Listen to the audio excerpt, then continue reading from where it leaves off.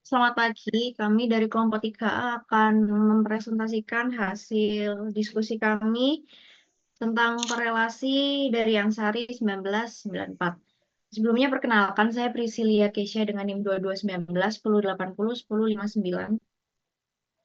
Saya Nanda Pratiwi dengan NIM 2219 1080 1003.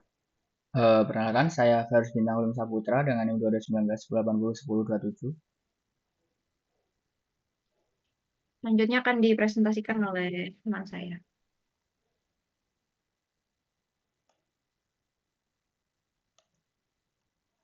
Baik, pengembangan korelasi.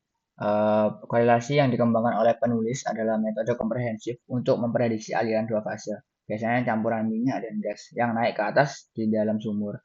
Korelasi ini menggabungkan pola aliran dengan karakteristik penting seperti seberapa banyak fluida yang tertahan di dalam pipa atau hold up dan penurunan tekanan yang terjadi. Baik, berikut merupakan pengembangan korelasinya, yaitu yang uh, pertama itu flow pattern prediction. Jadi di flow pattern prediction ini dari dimana pola aliran itu diprediksi menggunakan flow pattern map untuk menentukan apakah aliran termasuk dalam bubble flow, slug flow, annular flow model. Setelah pola aliran itu ditentukan, tahap selanjutnya yaitu flow behavior prediction atau memprediksi perilaku aliran berdasarkan pola tersebut. Setelah itu, eh, metode ini, metode aliran tersebut diuji dengan kriteria for comparison with data. Jadi dengan data, jadi dalam gambar tersebut menunjukkan pola. Jadi ini setelah kita kriteria for data comparison with data, ini kriteria ini ada beberapa data yang kita gunakan. Nah, seperti yang dijelaskan ini, the correlation and model used for the comparison are modified Hagedorn and Brown 27 Dance and Ross, 33 Orkiyevsky, 29 with 3 Gia correction, 34 Bax and Brill, 35 with Palmer correction, 36 Mukherjee and Brill, 37 Aziz et al, kemudian 38 Hasan and Kabir, kemudian 39 the comparison is accomplished by comparing the statistical parameter. Nah, jadi kita bisa lihat ini untuk flow pattern-nya. Jadi ketika bubble flow, seperti yang sebelum-sebelumnya ini sama, ketika bubble flow ini gasnya akan membentuk bubble-bubble di sekitar aliran, di sekitar liquid atau cairan. Kemudian untuk slug flow ini mulai membentuk lingkaran yang besar. Kemudian ketika turn flow ini gasnya lebih banyak lagi. Kemudian ketika annular flow, nah ini gasnya benar-benar banyak dan liquidnya hanya di samping. Jadi kemudian ini merupakan gambar antara superficial gas velocity dan super liquid velocity, yaitu kecepatan gas dan kecepatan liquid. Nah, kita bisa lihat ini merupakan area ya, area ketika di area ini ada batasnya ketika seumpama ini kecepatan liquid velocity-nya sekitar 10 dan superficial gas velocity-nya sekitar 0,1 itu masih dalam kondisi bubble. Dan ketika semakin meningkat gas velocity-nya ini beralih ke slug atau chan, kemudian ketika sangat tinggi gas velocity-nya itu anular ya. Kenapa? Ini sesuai juga karena di sini kan isinya sangat benar-benar hanya gas ya, liquidnya hanya sedikit. Maka dari itu kenapa kok gas velocity-nya ini tinggi. Jadi ketika gas itu kan pasti kecepatannya akan lebih tinggi ya daripada fase liquid atau fase cair seperti itu.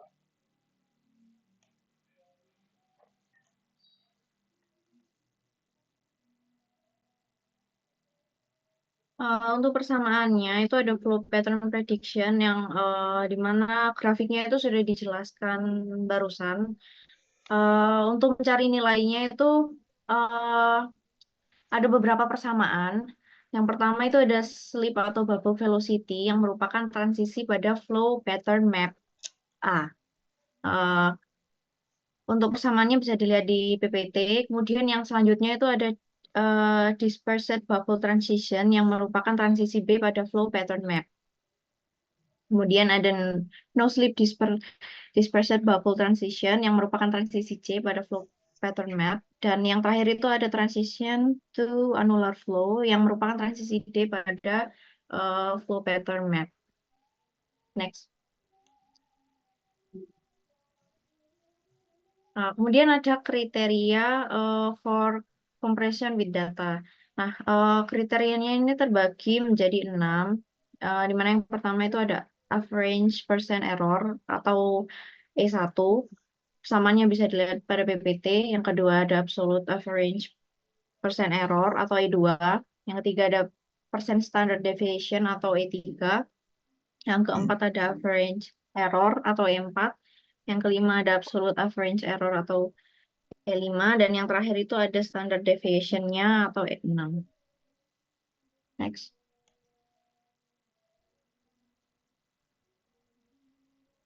Kemudian untuk asumsi atau batasannya, yang pertama, korelasi ini itu mengasumsikan aliran yang terdiri dari cairan dan gas yang berinterap, dan penurunan tekanan itu dianggap dapat digabungkan untuk memprediksi aliran secara aktual. Eh, Kemudian yang ketiga ada model dalam korelasi ini itu diuji dengan 1.712 kasus sumur, namun mungkin tidak mencakup semua kondisi aliran yang ada di lapangan. Eh, yang ke yang keempat, kinerja model itu dipengaruhi oleh variasi data yang digunakan. Misalnya hasilnya akan lebih baik ketika data dari studi tertentu itu disertakan. Dan yang terakhir itu model mungkin kurang akurat untuk kondisi ekstrim yang tidak ada dalam data pengembangan. Next.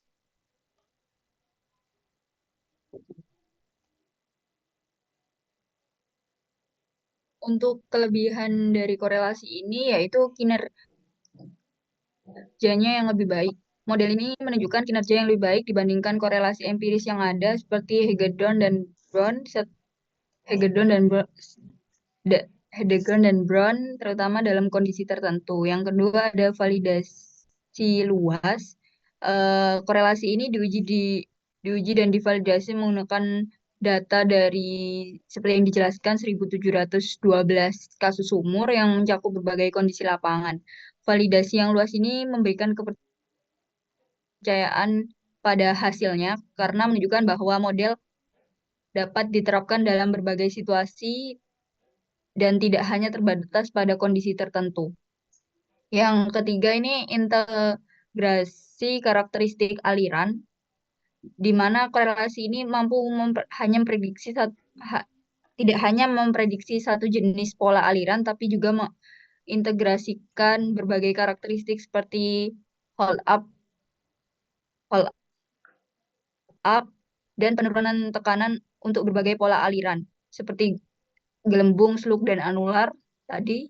Dengan menggabungkan beberapa aspek ini, korelasi memberikan gambaran yang lebih komprehensif tentang bagaimana aliran dua fase ini berperilaku dalam sistem yang berbeda. Untuk kelemahannya sendiri ini, datanya terbatas pada dataset.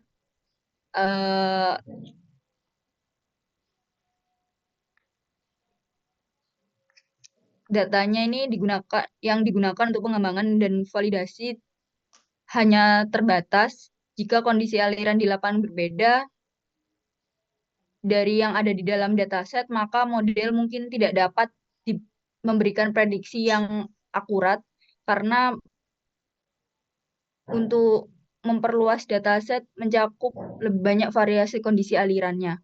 Untuk yang kedua ini asumsi dua fase. Korelasi ini didasarkan pada asumsi bahwa aliran terdiri dari dua fase, gas cair, namun dalam praktiknya aliran ini bisa lebih kompleks dengan kemungkinan fase tambahan atau interaksi yang tidak dipertimbangkan dalam model. Yang ketiga ini kurang akurat dalam kondisi ekstrim. Korelasi ini tidak dapat memberikan prediksi yang akurat dalam kondisi ekstrim seperti ketika rasio gas cairnya sangat tinggi atau rendah. Dalam kondisi ini, perilaku aliran dapat berubah dan model yang dikembangkan mungkin tidak dapat menangkap dinamika tersebut dengan baik. Hal ini menunjukkan perlunya penelitian yang lebih lanjut untuk mengatasi kondisi ekstrim dan meningkatkan akurasi model. Next. Oke, baik. Untuk selanjutnya yaitu ini merupakan tabel perbandingan ya, tabel perbandingan antara beberapa korelasi yang sudah dibahas atau non korelasi. Nah, ini mungkin perbandingan secara singkat saja, yaitu yang ada korelasi Ansari, Aziz et al, Bex, Brill, dan ada tiga lainnya juga. Yaitu yang pertama Ansari, pendekatannya ini menggunakan model mekanistik, kemudian titik baliknya itu bubble, slug, dan anular, kemudian kelebihannya akurat dalam variasi data lapangan, kekurangannya kompleks dan sulit diaplikasikan. Kemudian penggunaannya itu alirannya dua fase di sumber. Kemudian untuk Aziz et al, ini pendekatannya itu identifikasi pola aliran dengan peta pola. Kemudian tipe alirannya itu bubble, slug, and annular mist. Kemudian kelebihannya berdasarkan mekanisme aliran dan diuji dengan data lapangan. Kekurangannya hanya cocok untuk pola aliran tertentu. Kemudian penggunaannya yaitu estimasi penurunan tekanan. Jadi dia akan mengestimasi dari pressure dropnya. Kemudian untuk Bex and Brill, pendekatannya itu menggunakan pendekatan empiris dengan penyesuaian pada pipa miring. Jadi untuk tipe aliran itu inline pipes dengan kondisi gas liquid. Jadi kan pipa miring itu ada sudut kemiringannya gitu. Kemudian untuk kelebihannya ini cocok untuk berbagai sudut kemiringan dan banyak variasi data. Kemudian kekurangannya itu sensitivitas rendah terhadap variasi kondisi lapangan. Kemudian penggunaannya perhitungan penurunan tekanan di pipa miring. Jadi untuk Bex and Brill ini dia itu memprediksi dalam berbagai variasi kemiringan pipa. Jadi kan kalau kita bisa lihat pipa itu ada macam-macam kemiringannya. Jadi Bex and Brill ini mencoba menggunakan korelasinya untuk digunakan pada kondisi-kondisi tersebut. Nah, kemudian untuk Hagedorn and Brown, pendekatannya itu viskositas cairan pada aliran dua fase, kemudian tipe alirannya yaitu slug dan bubble, kemudian kelebihannya memberikan korelasi untuk pipa kecil 1,5 in dan memperhitungkan viskositas cairan. Untuk kekurangannya sendiri, keterbatasan pada ukuran pipa dan aliran rendah. Kemudian penggunaannya pada aliran dua fase dengan cairan kental. Nah, ketika cairan viskositasnya tinggi, kita cocok menggunakan metode Hagedorn and Brown. Kemudian Orkiewicz metode semi empiris berdasarkan pengamatan slip velocity untuk tipe aliran yaitu bubble, slug, dan annular mist. Untuk kelebihannya akurat untuk berbagai kondisi sumur dan aliran. Kemudian kekurangannya yaitu kompleks dan membutuhkan banyak input parameter.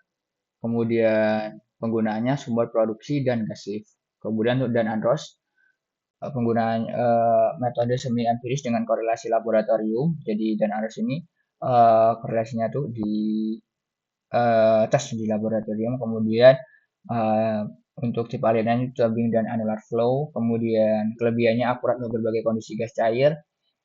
Kekurangannya kompleksitas tinggi dan keterbatasan pada kondisi aliran basah atau wet flow. Kemudian penggunaannya yaitu optimasi gas lift dan analisa sumber yang mendalam.